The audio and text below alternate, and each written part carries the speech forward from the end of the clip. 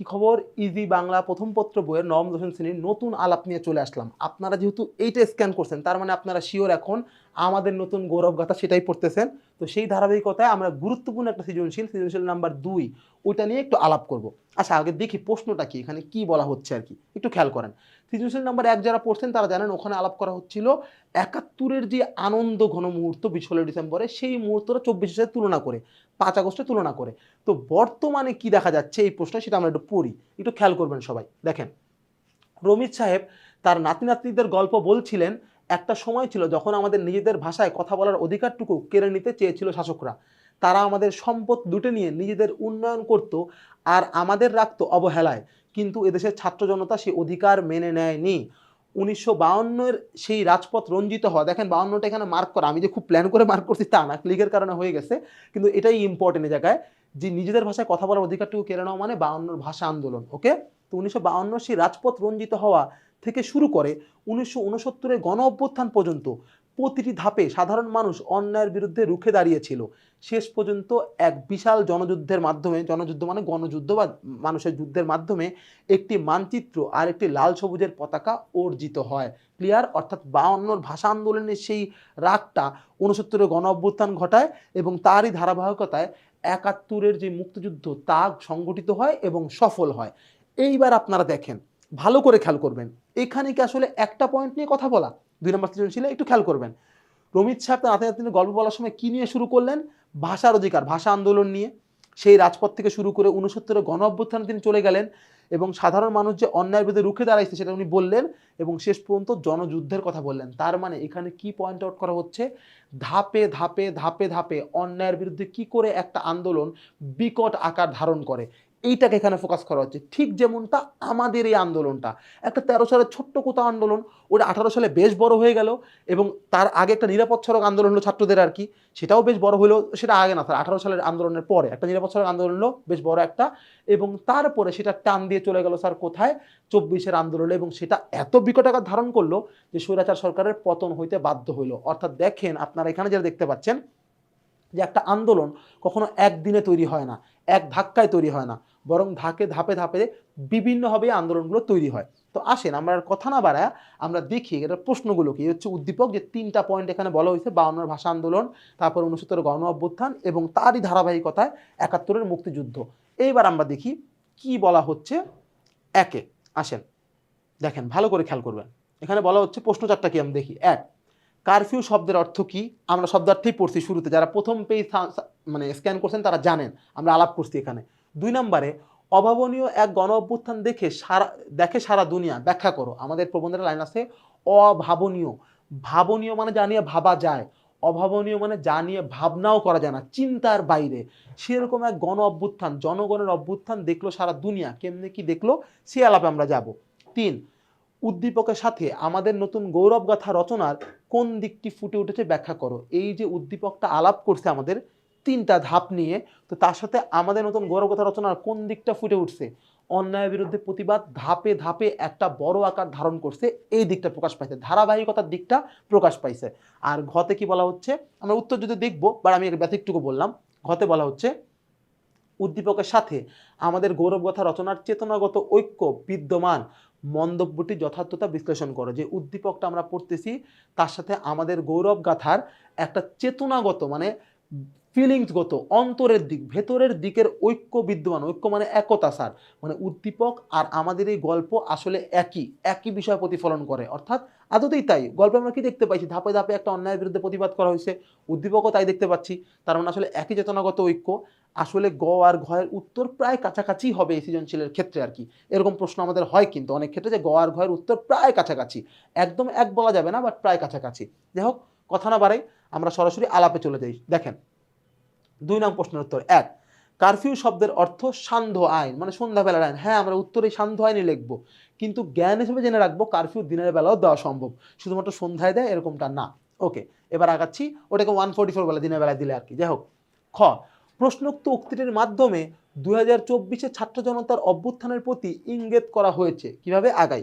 2024-এ বাংলাদেশের শিক্ষার্থী জনতার সম্মেলনের স্বৈরাচার বিরোধী এক গণ আন্দোলন গড়ে ওঠে। একসময় স্বৈরাচারী শাসকের দমন পীড়ন ও নির্বিচার হত্যাযজ্ঞের কারণে শিক্ষার্থীদের পাশাপাশি সমগ্র দেশবাসী ক্ষুব্ধ হয়ে ওঠে। এরই পরিণতিতে 5ই আগস্ট কারফিউ উপেক্ষা করে লাখ লাখ মানুষ জড়ো হতে থাকে। স্যার দেখেন আমরা আন্দোলনের একটা আবহ পাচ্ছি, সবকিছু আলাপ করা হচ্ছে, কিন্তু প্রশ্নটা কি ছিল? প্রশ্নটা কিন্তু এরকম ছিল না। দেখেন সুন্দর একটা প্রশ্ন, অভাবনীয় এক গণ অভ্যুত্থান থেকে সারা দুনিয়া। স্যার এই প্রশ্নে আন্দোলন নিয়ে আলাপ করা হচ্ছে কেন? আন্দোলনটা যে অভাবনীয়, আগে কখনো দেখা যায় নাই, তার তো বর্ণনা দেওয়া লাগবে কেন এটা অভাবনীয়, তাই এই বর্ণনাগুলো দেওয়া। Sir clear? ওকে। তো এবং 5 আগস্টে কারফিউ লাখ লাখ মানুষ জড়ো হতে থাকে, পতন নিশ্চিত বুঝতে পেরে ফ্যাসিবাদ সরকার দেশ ছেড়ে পালিয়ে যায় এবং আন্দোলনের বিজয় সূচিত হয়। এই গণ অভ্যুত্থানে দেশবাসীর এই স্বতঃস্ফূর্ত অংশগ্রহণ লক্ষ্য করে প্রশ্নোক্ত উক্তিটি অবতারণা করা হয়েছে। এই দেখেন স্যার এক্সট্রা আপনার একটা লাইন, এখানে উত্তর সঠিক, আপনার একটা এক্সট্রা লাইন অ্যাড করবেন, যেটা এখানে বলে দিতে দেশবাসী স্বতঃস্ফূর্ত অংশগ্রহণ। স্যার এইটা হচ্ছে বড় কথা, এটা অভাবনীয় আন্দোলন এই কারণে আগে যতগুলো আন্দোলন হয়েছে, পাকিস্তান আমলে হোক, স্বাধীন বাংলাদেশের আমলে হোক, সবগুলো আন্দোলনে কোনো একটা রাজনৈতিক দল নেতৃত্বে ছিল, কিন্তু একমাত্র এই আন্দোলনটা, জুলাই আন্দোলনটা, যে আন্দোলনে স্যার শুধু এবং শুধুমাত্র আমরা ছাত্র জনতার নিজস্ব যেই আনন্দ, নিজস্ব যে ইচ্ছা, তার থেকে আন্দোলনটা আমরা পাইছি, এখানে কোনো আমরা রাজনৈতিক দলের হিসাব পাই নাই। অর্থাৎ সাধারণ মানুষ মিলে যে এত বড় একটা আন্দোলন করতে পারে, এইটাই একটা অভাবনীয় বিষয় আর কি। এই কারণে এরকম আন্দোলন আগে কেউ কখনো দেখে নাই। Clear sir? এইবার আমরা চলে যাব 3 নাম্বার প্রশ্নটা, আরেকবার একটু পড়বো, তারপর আমরা উত্তরে চলে যাব। আমরা একটু দেখি প্রশ্নটা কি।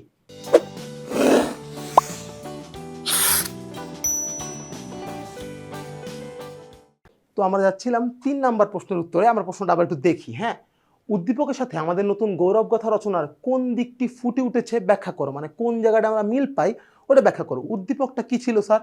আপনাদের নিশ্চয়ই মনে আছে, উদ্দীপকটা ছিল একটা ধাপে ধাপে আন্দোলনের গল্প, যেখানে আমরা দেখতে পাইছি 52 ভাষা আন্দোলন, 69-এর গণ অভ্যুত্থান, আবার শেষ মেশে আইসা 71-এর মুক্তিযুদ্ধ, তিনটা একই ধারায় সমাপ্ত হয়েছে, এমন ঘটনা রমিজ মিয়া তার নাতি নাতনিরে বললেন। তো এইখানে কি বললো? উদ্দীপক এবং আমাদের নতুন গৌরবগাথা, মানে যে গল্পটা আমরা পড়তেছি, প্রবন্ধটা, ওটার কোন দিক ফুটে উঠছে? এই যে ধাপে ধাপে একটা অন্যায়ের বিরুদ্ধে প্রতিবাদ যে বিকট আকার ধারণ করে, সেই দিকটা এখানে প্রকাশ পাইছে। কিভাবে? আসেন দেখি, আমরা একটু আগাই, গতে চলে যাব। এবার দেখি উত্তরে কি বলতেছে। উদ্দীপকে আমাদের নতুন গৌরবগাথা রচনায় অপশক্তির বিরুদ্ধে সংগ্রাম ও বিজয়ের দিকটি ফুটে উঠেছে। আমি এখানে একটু বলবো অ্যাড করতে, আপনারা লিখবেন যে ধাপে ধাপে সংগ্রাম এবং পরিপূর্ণ বিজয়ের দিকটা এখানে প্রকাশ পাইতে হবে। ক্লিয়ার? অর্থাৎ ধাপটা এখানে খুব জরুরি, কারণ একবারে আন্দোলনটা হয় নাই, ধাপে ধাপে হয়েছে। ওটা উদ্দীপকও বলা এবং আমাদের জুলাই আন্দোলনের প্রবন্ধেও কিন্তু এটা বলা যে আন্দোলনটা একবারে হয় নাই। 13 সাল পরে 18 সালে বড় আয়োজন, 18 সাল থেকে 24 সালে একদম পরিণতি আর কি। তো দেখি বাকিটা শেষ হচ্ছে কিন্তু, এটা হচ্ছে আমাদের জ্ঞানমূলকের জায়গা। এবার অনুধাবন। আমাদের নতুন গৌরবগাথা রচনায় অত্যাচারী ফ্যাসিবাদী শাসক এদেশের নিরীহ ছাত্র জনতার ওপর কীভাবে বর্বরতা ও হত্যাযজ্ঞ চালিয়েছিল তা বর্ণিত হয়েছে। বছরের পর বছর তারা মানুষের ন্যায্য অধিকার ও বাকস্বাধীনতা হরণ করেছে। তাই ন্যায্যতার দাবিতে শিক্ষার্থীরা স্বৈরাচারী সরকারের বিরুদ্ধে আন্দোলন শুরু করে। প্রথমে এই আন্দোলন শুধু ঢাকা বিশ্ববিদ্যালয়ের শিক্ষার্থীদের মাঝে সীমাবদ্ধ থাকলেও পরবর্তীতে সকল বিশ্ববিদ্যালয়, স্কুল, কলেজ ও বিশ্ববিদ্যালয়ের শিক্ষার্থীদের মাঝে ছড়িয়ে পড়ে। সাধারণ মানুষ এই আন্দোলনে অংশগ্রহণ করে। অবশেষে 5ই আগস্ট 2024 তারিখে স্বৈরাচারী শাসক দেশ ছেড়ে পালাতে বাধ্য হয়। উদ্দীপকে 52 ভাষা আন্দোলন ও 69 গণ অভ্যুত্থানের ইতিহাস সম্পর্কে রমিজ সাহেব তার নাতি নাতনির গল্প বলছিলেন। তিনি বলেন সে সময় তাদের নিজেদের ভাষার কথা বলার অধিকারটুকু কেড়ে নিতে চেয়েছিল শাসকরা। এই দেখেন শুরুতে কিন্তু এইখানে জুলাই আন্দোলনের কথা বলতে বলতে হঠাৎ করে উদ্দীপকের আলাপে চলে গেলাম এবং সেখানে বলা হলো রমিজ সাহেব কি বলো তার নাতি নাতনিদেরকে, আমাদের ধাপে ধাপে দুটো আন্দোলনের কথা বললো এবং তারা তাদের সম্পদ লুটে নিয়ে নিজেদের উন্নয়ন করত।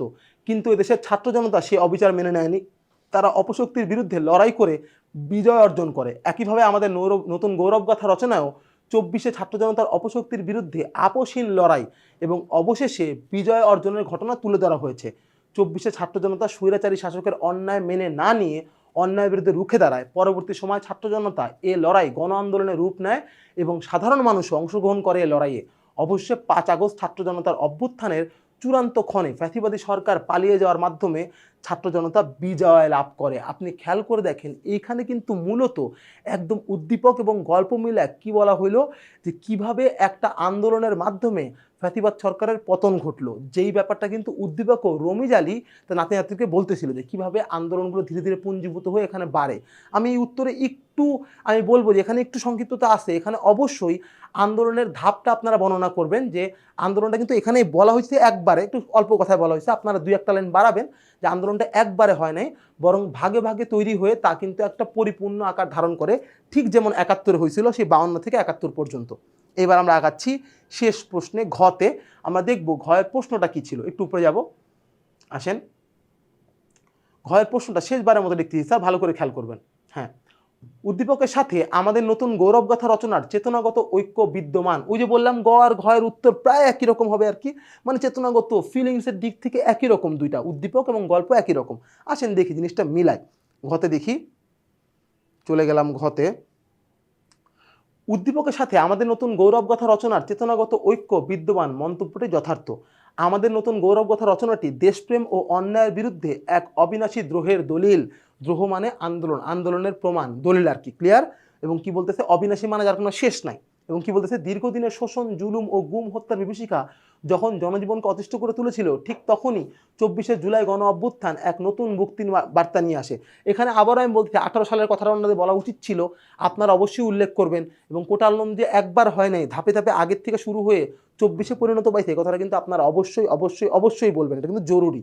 তো এইবার আমি এটার খুব বেশি রিডিংয়ে না যাই, ৪ নম্বর প্রশ্নটা আমি শর্টকাট একটু আগাচ্ছি আর কি, কারণ কি একই টাইপের উত্তর বলা হচ্ছে। ২৪শে ভয়ঙ্কর একটা অত্যাচার, ১৭ বছরের অত্যাচার, তার বিরুদ্ধে পুঞ্জীভূত ক্ষোভ একটা পরিণতি লাভ করে ২৪শে, ঠিক যেমনটা আমরা উদ্দীপকে দেখতে পাই। আমরা উপরের দিকে যাচ্ছি এবং সেইখানেই যে আমরা দেখতে পাচ্ছি উদ্দীপকে দেখা যায় রমিজ সাহেব তার নাতি নাতনিদের, আমরা একটু সেট করে নিই জিনিসটা, ৫২ ভাষা আন্দোলন, ৬৯ গণ অভ্যুত্থান, ৭১ মুক্তিযুদ্ধ গল্প বলছিলেন। এই দেখেন উদ্দীপকে আমাদের ৭১ যেই গল্পটা আমরা দেখতে পাচ্ছি, আমরা গল্পে কিন্তু ২৪শে প্রায় একই রকম গল্পই দেখতে পাচ্ছি, কিন্তু দুইটার প্রেক্ষাপট, সময় দুটো আলাদা, কিন্তু ভেতরের চেতনা বা ফিলিংস কিন্তু এক। সেটা কি?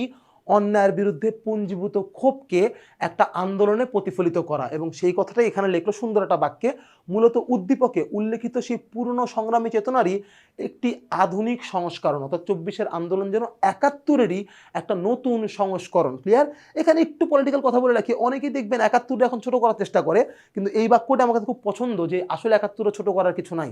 ২৪শের আন্দোলনের বাপ কিন্তু ৭১, ২৪ কিন্তু তার সন্তান এক হিসাবে। অর্থাৎ এই আন্দোলনে আমরা যে নামছি, আমরা দেখবেন ৭১-৫২ অনেক ডায়লগ, অনেক স্লোগান আমরা ব্যবহার করছি। ইভেন আমরা যে জুলাই যোদ্ধা বলতেছি, এই শব্দটা ঠিক মুক্তিযোদ্ধার থেকেই নেওয়া। জুলাই আন্দোলনকারী কিন্তু বলি না, যোদ্ধা বলি আর কি, ওই মুক্তিযুদ্ধ থেকে কিন্তু কপি করে নেওয়া। তার মানে কিন্তু ৭১ একটা নতুন সংস্করণে ২৪শের আন্দোলন। ৭১ কিন্তু আমাদের শেকড়, আমাদের আন্দোলনের বাপ আর কি।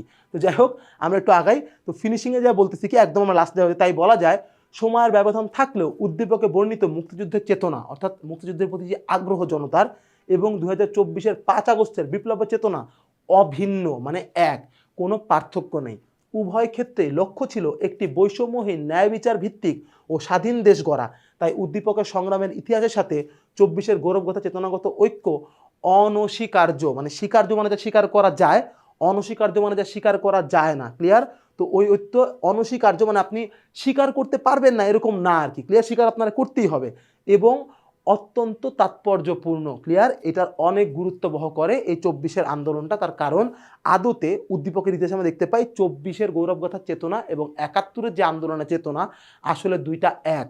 আপনারা খুব ভালো করে দেখলেন এই সৃজনশীলটা, ক থেকে গ সবগুলা ঘ পর্যন্ত আলাপ করলাম। একটু খেয়াল করেন, গ আর ঘয়ের প্রশ্নের ভাষা আলাদা, কিন্তু উত্তরের ধরন কিন্তু একই রকম। তাই আপনারা, আমি বলবো, গয়ের ক্ষেত্রে ধাপ ধাপের ব্যাপারটা বেশি করে রাখবেন, যে কেমনে আন্দোলনটা পুঞ্জীভূত হয়ে বড় আকার ধারণ করলো। আর ঘয়ের ক্ষেত্রে এই জিনিসগুলা, যে ৭১-ই রিফর্ম হয়ে নতুন সংস্কার হয়ে ২৪-এর আন্দোলন হয়েছে, এই বাক্যগুলোকে বড় করে রাখবেন। যদি এই স্টাইলে আপনারা উত্তর করতে পারেন, হুবহু এটাই করা লাগবে তা না, এই স্টাইলে উত্তর করতে পারেন, ইনশাল্লাহ আপনাদের এই টপিকের এই টাইপের সৃজনশীলে, অর্থাৎ ধাপের আন্দোলনের যে সৃজনশীল, তাতে আপনাদের কোনো সমস্যা থাকবে না। আর কথা না বাড়াই, এই পর্যন্তই। আমরা আবারও দেখা করব এই যে এটা নিয়ে, সৃজনশীল নাম্বার ৩। সে পর্যন্ত ভালো থাকবেন। আল্লাহ হাফেজ।